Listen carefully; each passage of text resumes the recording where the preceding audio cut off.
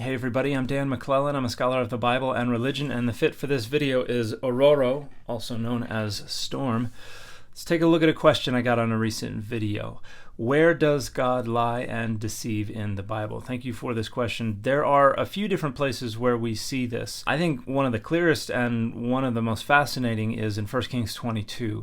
This is a divine council vision that Micaiah reports to King Ahab when Ahab is giving Micaiah a hard time about his prophecy that Ahab will have success if he goes up to Ramoth Gilead to battle. And Micaiah says, I saw God sitting on their throne. God asks for a volunteer who can go entice Ahab to his death. And it says a spirit came forth and said, I will be a lying spirit in the mouth of his court prophets. These are Yahwistic court prophets. And God strokes his beard and says, I like it, and authorizes this spirit to be a lying spirit in the mouth of Ahab's court prophets. In other words, to lie to Ahab, to deceive him to his very death in God's very name. So it's a very clear instance of God using deception to kill a human that they didn't like. There are other examples, particularly in the Jacob cycle in Genesis, where pretty much from before Jacob's birth, we have Adonai, the God of Israel, using deception and trickery to advance the interests of the people that God has promised will carry on the ancestral line. And a wonderful discussion of this is my friend John Anderson's book, Jacob and the Divine Trickster, which is all about the theology of deception that we find particularly in the Jacob cycle, although it is also found elsewhere.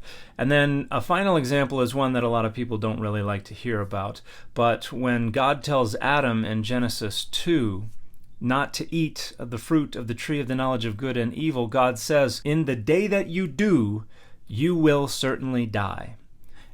And that doesn't happen, because Adam eats the fruit and Adam lives for hundreds and hundreds of years if we take the text seriously.